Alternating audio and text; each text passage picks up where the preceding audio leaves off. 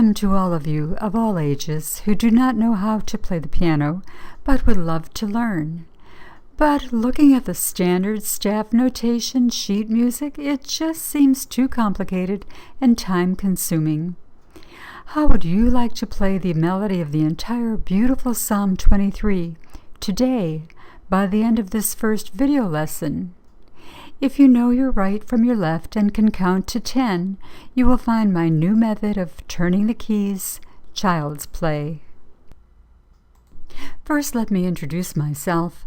My name is Darlene, and my book is Turning the Keys, Music for Piano and Electronic Keyboard for the Ordinary Person. You can enjoy reading and playing the notes of beautiful music and even writing your own compositions without being overwhelmed by the standard method of staff notation. As I said before, if you know your right from your left and can count to 10, you will be able to play a melody without delay. The method of turning the keys is not a substitute for, nor in competition with the standard staff notation system used, for example, for precision orchestral music and various instruments.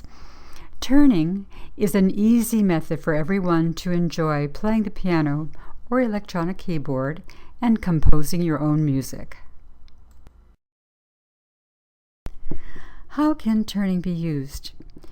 Play to honor God with your music, play to enjoy yourself, write your own songs and arrange to match your voice, teach others to sing your songs, teach others to play the keyboard, entertain family and friends, and make music videos to share on the internet. I have been playing the piano by ear since I was 3 years old, and always wondered why everyone else did not play the piano. When I heard a voice singing, it seemed easy to play the song on the piano because, as the melody of the voice sounded higher, I moved to the right on the keyboard, and as it sounded lower, I turned to the left to find the next note. This turning is one of the two basic parts of this very simple musical notation system, using a right arrow and a left arrow. Turn right or turn left. The second part is that each piano key is permanently given a letter which never changes. All the black keys are capital letters, and all the white keys are small letters. These basic instructions will enable you to go as far as you wish in playing the sheet music. You can read and play the basic melody with the right hand and go no further, or you can read and add the chords. You may want to continue on to read and play the rhythm. Finally, you may try adding the left hand accompaniment. Nevertheless, the same sheet music will guide you through the song for whichever option you desire. Finally, you may want to write down your own melody, note by note, as a lasting record for your personal use and pleasure. How much beautiful music has been lost because at the time of inspiration there was no quick and easy way to record it. Whether or not you have any experience with a piano keyboard, these instructions are simply written for everyone. I hope you will enjoy playing the piano as much as I do. Chapter 2, the piano keys and arrows. All black keys are capital letters A, C, D, F, G, and all white keys are small letters A, B, C, D, E, F, G. Until you are familiar with the letters of each black and white key, write the letters on small pieces of tape and stick them on the keys. Don't use Scotch tape or you'll have a gummy mess removing it, but small pieces of Post-it notes or masking tape will do. It's not necessary for you to tape all the keys on the entire keyboard, but mainly those in and near the middle.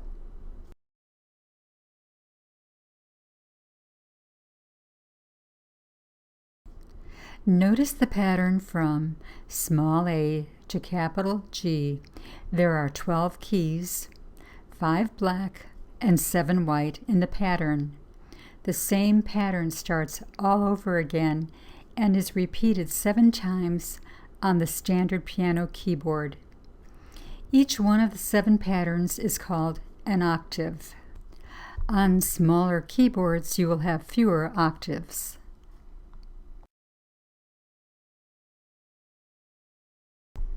Getting started, the rule of the first note and the center octave. Knowing where to place your hands on the keyboard at the very beginning of the sheet music is important, as all the notes following are dependent upon starting on the correct key. How will you know which capital A, for example, to play when there are 7 of them on the piano? If the first note of the sheet music has no right or left arrow in front of it, you will start the melody in the center of the keyboard. How do you determine the center? Stretch your right hand over an octave from small a to capital G using your thumb on the white key, small a, and your little finger on the black key, capital G. Does the octave you chose appear to be in the center of the keyboard? This is the center octave. Within the center octave is where you play the first note. Later in these instructions, you will learn where to play the first note if there is a right or left arrow in front of the note.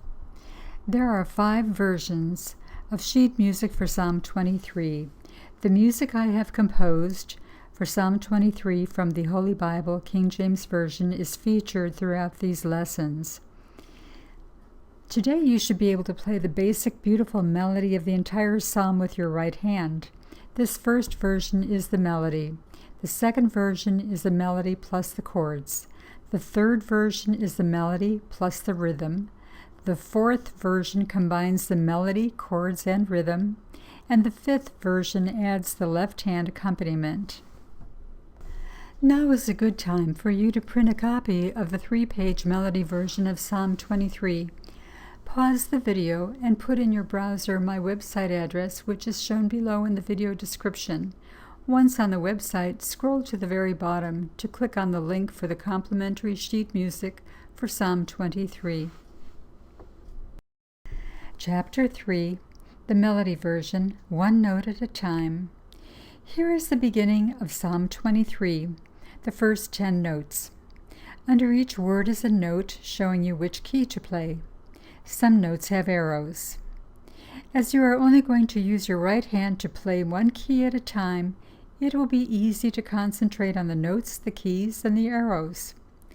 Within the center octave, that is the middle of the keyboard, locate capital G, which is a black key. Using your right hand and whichever finger is natural and comfortable for you, play the first note, capital G. The second note has a right arrow in front of the note, small b. Locate the first small b to the right of first note, capital G, and play the B key. The third note has a left arrow in front of it, left arrow, capital G. So you will turn to your left and play the first capital G you come to. The fourth note has a right arrow, capital A, so turn right until you locate and play the first capital A. The fifth note has no arrow, only small b. As there is no arrow, you do not turn, but continue traveling in the same direction as the last right arrow. Play the first small b key that you come to. The sixth note is also only small b, and there is no arrow. You will play the same small b key again. The seventh note has a left arrow, capital C, which means you will turn left and locate and play the first capital C that you come to. Remember, all black keys are capital letters and all white keys are small letters. The eighth note has a right arrow, small f, so turn right and locate and play the first small f. The ninth note has no arrow, so continue traveling right and play the first capital G. The 10th note has no arrow, so continue traveling right to the first capital A. Now I will demonstrate how the first 10 notes should sound.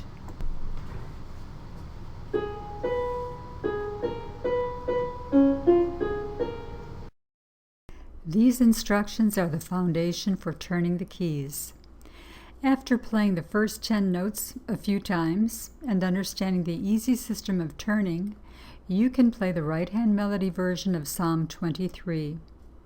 In the next video lesson, you will learn to add lovely chords to the basic melody.